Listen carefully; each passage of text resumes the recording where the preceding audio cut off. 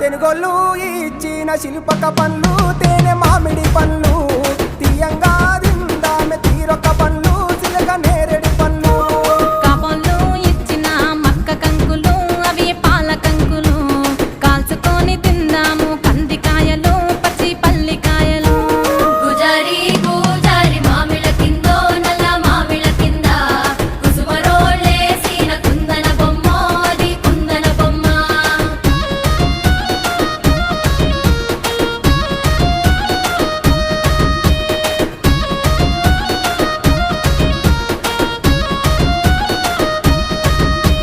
బెస్తోలు పెట్టిన పచ్చి చేపలు అవి వట్టి చేపలు